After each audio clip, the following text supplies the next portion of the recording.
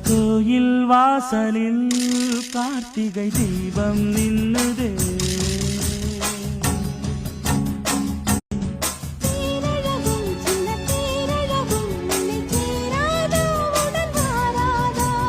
மானழகும் கெண்டை மீனழகும் கண்கள் காட்டாதா இசை கூட்டாதா.